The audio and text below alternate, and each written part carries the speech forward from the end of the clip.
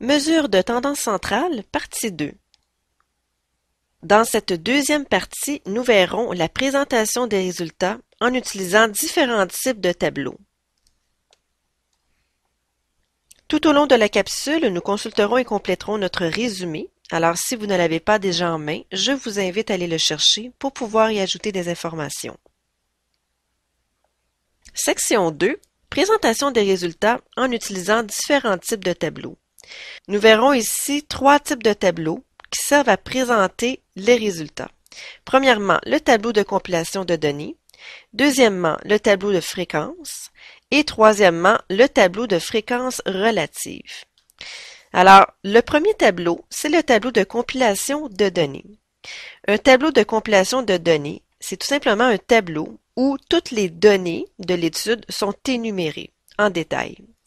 Par exemple, nous avons ici le nombre de jours de service de 20 bénévoles à l'hôpital Sainte-Marie, données de février 2006. On voit donc dans le tableau tous les résultats, c'est-à-dire le nom des 20 bénévoles, ainsi que le nombre de jours, ce qui nous intéresse, de bénévolat pour chacun de ces bénévoles. Alors, on voit dans ce tableau toutes les données sans exception. Un tableau de compilation de données, c'est un tableau qui est très détaillé parce que l'information est complète et elle est normalement présentée de façon ordonnée. Ici, on voit que les noms sont classés en ordre alphabétique. Cependant, lorsque vous utilisez un tableau de compilation de données, il est plus difficile de tracer un portrait de l'ensemble des résultats, c'est-à-dire d'effectuer une synthèse, parce qu'on voit tous les résultats de façon détaillée, mais par exemple, il serait un petit peu plus difficile de voir le nombre de jours de bénévolat qui apparaît le plus souvent, par exemple. Vous allez voir que dans les autres types de tableaux, cette information sera plus facile à observer au premier coup d'œil en regardant le tableau. Et également, s'il y a beaucoup de données, eh bien le tableau devient peu pratique parce que vous seriez obligé d'énumérer toutes les données. Alors le tableau deviendrait très très long. Alors dans ce cas, encore une fois, on utiliserait un autre type de tableau. Alors le tableau de compilation de données, on l'utilise lorsque le nombre de données n'est pas trop élevé. Voilà. Regardons maintenant le deuxième type de tableau, qui est le tableau de fréquence, qu'on appelle également le tableau d'effectifs. Eh bien, dans un tableau de fréquence, on énumère les différentes données accompagnées du nombre de fois qu'elles apparaissent dans le tableau de compilation. Alors, l'accent ici est mis sur les différentes données dans un premier temps et du nombre de fois qu'elles apparaissent, c'est-à-dire la fréquence. Alors, à partir de notre tableau de compilation de données, nous allons bâtir notre tableau de fréquence. Alors, n'oubliez pas, à chaque fois que vous bâtissez un tableau statistique, vous devez inscrire le titre du tableau ainsi que les sous-titres pour les colonnes. Alors, comment bâtissons-nous un tableau de fréquence? Alors, tout d'abord, on construit une première colonne dans laquelle les données apparaîtront et une deuxième colonne dans laquelle les fréquences apparaîtront. Alors, quelles sont les données ici? Les données sont des nombres de jours de service de bénévolat. Alors, on inscrit ici nombre de jours. Ce sont les données qui nous intéressent ici pour cette étude. Et ensuite, la fréquence. La fréquence, c'est le nombre de fois que la donnée apparaît. Alors, on regarde dans le tableau ici de compilation de données, les différentes données et on note le nombre de fois qu'elles apparaissent. Alors, inscrivons les données en ordre croissant. Tout d'abord, nous avons un 2 ici. Le 2 apparaît combien de fois? Une fois, deux fois, 3 fois et 4 fois. Alors, nous avons un 2 comme donnée ici et le 2 apparaît 4 fois. Ensuite, nous avons ici des 3, une fois, 2 fois. Alors, nombre de jours 3 apparaît 2 fois. Ensuite, quelle autre donnée avons-nous?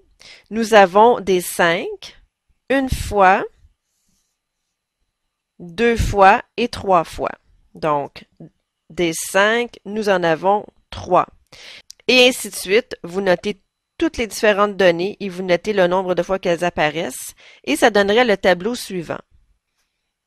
Voilà, 7 3 fois, 15 6 fois et 20 2 fois. On peut également ajouter une ligne totale. C'est facultatif, ce n'est pas obligatoire, mais ça nous permet de vérifier si le total des fréquences donne bien le nombre total de données ici, qui est de 20. Alors, si on s'ajoute une petite ligne totale ici, et que l'on calcule le total des fréquences, eh bien, en additionnant le tout ici, on obtient 4, 6, 9, 12, 18, 20. Donc, on obtient bien 20 données. Alors, ça prouve que le nombre total de fréquences est égal au nombre total de données. Alors, voici un tableau de fréquences. Les différentes données, le nombre de fois qu'elles apparaissent.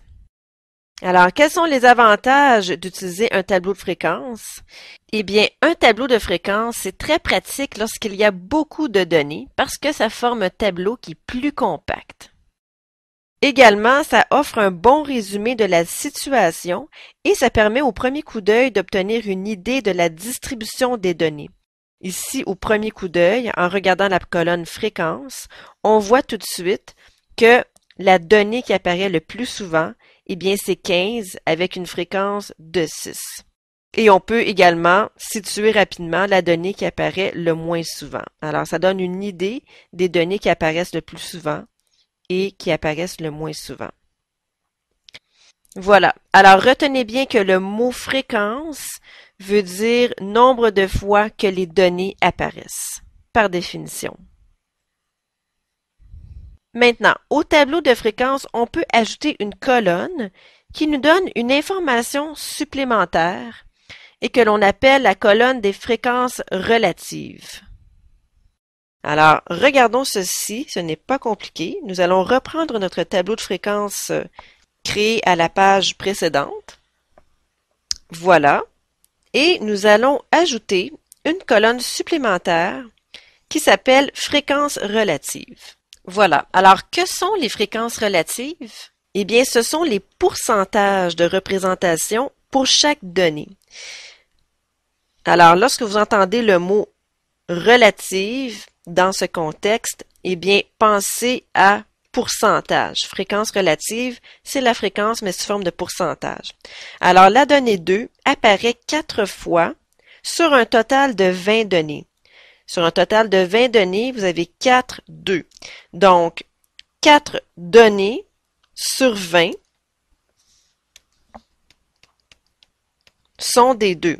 Alors, on va transformer tout simplement cette fraction en pourcentage en multipliant par 100%. Alors, ici, on peut simplifier, si on fait le calcul sous forme de fraction, on peut simplifier par 20 ici, ce qui nous donne 4 fois 5, qui donne 20%. Alors, ceci signifie tout simplement que 20% des données sont des 2, tout simplement. Alors, vous voyez qu'on forme une fraction ici avec la fréquence, symbolisée ici par un F, sur N, qui est le total ici, et que l'on multiplie par 100%. Alors, à partir d'ici, vous pouvez également faire le calcul en utilisant la forme décimale, en effectuant 4 divisé par 20 fois 100, ou en effectuant le calcul ici sous forme de fraction en simplifiant. Voilà. Alors, même chose ici, 2 sur 20, 2 vingtièmes, ça nous donne 2 sur 20 fois 100%, ce qui donne ici 10%. Alors, 10% des données sont des 3. Et ainsi de suite. 3 sur 20 fois 100%. 3 sur 20 est égal à 15%. Voilà. Et on fait la même chose pour toutes les données ici. Et le total des fréquences relatives est, comme vous le devinez, supposé être égal à 100%. Alors, si l'on calcule ceci, on arrive bien à 100% ici des données. Voilà. Allons tout de suite inscrire ces informations dans notre résumé. Alors, dans notre résumé, nous pouvons inscrire les deux types de tableaux que nous avons vus. Le tableau de compilation, vous pouvez vous indiquer un exemple, ainsi que le tableau de fréquence ou de fréquence relative. Le tableau de fréquence contient les deux premières colonnes uniquement, et le tableau de fréquence relative contient ici la troisième colonne. Voilà. Alors, lorsque vous allez transcrire vos deux tableaux, laissez-vous un espace ici un petit peu plus grand entre les deux tableaux, parce que dans la prochaine capsule, nous allons indiquer des informations ici sur le calcul de la moyenne et la médiane pour chacun des tableaux. Alors, je vous laisse quelques instants pour transcrire ceci. Mettez la vidéo en mode pause.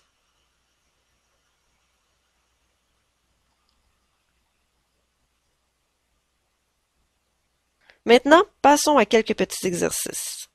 Exercice 1 pour vous. Construisez un tableau de fréquence relative pour les résultats suivants. Vous avez ici la couleur de base la plus utilisée par les étudiants en arts du collège Palette. Alors, vous avez des couleurs. J'ai mis couleurs entre guillemets parce qu'évidemment, le noir et le blanc ne sont pas nécessairement des couleurs. Alors, je vous laisse faire ceci. Mettez la vidéo en mode pause et je reviens ensuite avec la solution. Solution de l'exercice 1. Alors, il fallait tracer ici le tableau de fréquence relative. Alors, on a la colonne couleur, on a la fréquence pour un total de 25 ici. Et voici la fréquence relative de chacune des données pour 100%. Et voici des exemples de calcul. Par exemple, pour le blanc, 6 sur 25 fois 100% donnait une représentation de 24%. N'oubliez pas d'inscrire également le titre. Maintenant, comme nous avons mentionné au début de la capsule, c'est que si vous avez une grande étendue de données, c'est-à-dire la différence entre la donnée la plus élevée et la donnée la moins élevée, eh bien, dans ce cas, il sera intéressant de grouper les données par classe. Également, si vous avez un caractère qui est quantitatif continu, ceci sera essentiel. Alors, lorsque vous avez beaucoup de données différentes, ou lorsque vous avez une grande étendue, on va grouper les données par classe. Alors, ceci permet d'éviter une longue énumération des données. Voilà. Alors, regardons ce que ceci donne. Nous avons ici le nombre de jours de service de 20 bénévoles à l'hôpital, mais cette fois-ci pour l'année 2006. Donc, vous avez ici chacun des bénévoles avec le nombre de jours de bénévolat, mais comme vous voyez ici, les données sont assez différentes. Alors, si on faisait un tableau de fréquence, il faudrait inscrire chacune des données avec le nombre de fois qu'elles apparaissent. Alors, ça nous donnerait un tableau qui ne serait pas beaucoup plus compact que celui-ci finalement, parce que vous avez beaucoup de données qui sont différentes et ces données apparaissent une fois ou deux chacune. Donc, dans ce cas, on va grouper ici le nombre de jours. Alors, regardez ceci. On a formé 5 classes. Regardez, la première classe nous dit nombre de jours de 1 à 21. Alors, on a dégagé le nombre de données qui sont comprises entre 1 et 21, mais attention, la borne supérieure de la classe, ici qui est le 21, voici la borne inférieure, voici la borne supérieure, n'est pas incluse dans la classe, c'est-à-dire que c'est de 1 compris jusqu'à 21 non compris. Alors, le 21 n'est pas inclus. Parce que, regardez, il appartient à la deuxième classe. Donc, la deuxième classe est 21 inclusivement à 41 exclusivement.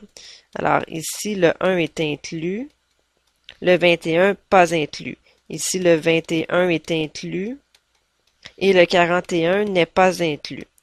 Donc, lorsque vous voyez des classes formées avec le tiret, comme ceci, eh bien, par convention, nous n'incluons pas ici la borne supérieure. Alors, on a trouvé dans le tableau 5 données comprises entre 1 et 21, 7 données comprises entre 21 et 41, 4 données comprises entre 41 et 61, et ainsi de suite. Alors, c'est un tableau de fréquence relative ici parce que nous avons ajouté la colonne fréquence relative. 5 sur 20 donne 25% de représentation. 7 sur 20 équivaut à 35%, et ainsi de suite. Sauf qu'ici, c'est un tableau particulier où les données ont été groupées par classe, tout simplement. Alors, le choix du nombre de classes dépend de la personne qui forme le tableau. Alors, dépendamment du nombre de données, on va choisir un nombre de classes qui est adéquat pour ne pas avoir trop de classes, pour avoir un nombre suffisant de classes, mais pas trop élevé non plus. Alors, passons à un petit exercice pour que vous pratiquiez les groupements par classe. Exercice 2. Jean et Marie ont recueilli les tailles de 20 élèves de 4e année. Voici les résultats en centimètres. Alors, vous voyez ici qu'on a un caractère quantitatif continu, n'est-ce pas? Parce que vous avez ici des parties décimales à vos données. La question, complétez le tableau de fréquence relative suivant. Vous avez ici le titre et vous avez le tableau avec la ligne totale. Donc, je vous laisse compléter le tableau, mettez le vidéo en mode pause et je reviens ensuite avec la solution. Voici la solution de l'exercice 2. Alors, vous aviez 5 données ici comprises entre 130 et 135. N'oubliez pas que le 135 n'était pas inclus dans la première classe. 5 données ici pour une fréquence relative de 25%. Je ne sais pas si vous avez remarqué, mais ici, les classes étaient décrites sous forme d'intervalles. Alors, on écrit un intervalle en utilisant les crochets. Alors, ceci équivaut exactement à la même chose que 130-135. Alors, vous pouvez utiliser les crochets ou les tirets. Ça revient exactement au même. Alors, cette donnée ici entre 130 et 140, et ainsi de suite, un total de 20 pour la fréquence, parce que vous aviez 20 élèves, et la fréquence relative donne un total de 100%. Voilà. Exercice 3. Complétez le tableau suivant, dans lequel les résultats ont été groupés par classe. Je vous laisse faire ceci, mettez la vidéo en mode pause et je reviens ensuite avec la solution. Voici les résultats de l'exercice 3. Alors, tout simplement ici, pour les fréquences relatives, vous aviez une donnée sur 25. Transformée en pourcentage, ceci donnait 4%. 16% pour le 4. Et ici, vous aviez 12% de 25 qui donnait 3 données. Alors, faites attention ici, 12% de 25. Vous pouviez soit transformer le 12% en décimal, 0,12 fois 25, ou le laisser sous forme de fraction, 12 sur 100 fois 25, qui donnait 3. D'accord? Donc, lorsque vous connaissez déjà les pourcentages, vous calculez le pourcentage du total de données. Voilà. Alors, nous allons compléter notre résumé ici en ajoutant l'information sur les groupements par classe. Alors, le nombre de jours, par exemple, la fréquence et la fréquence relative. Laissez-vous une petite colonne supplémentaire ici dans le milieu, parce que dans la capsule suivante, nous allons ajouter des informations ici pour pouvoir effectuer un calcul sur la médiane. Voilà. Ceci termine la capsule. Je vous souhaite un bon travail.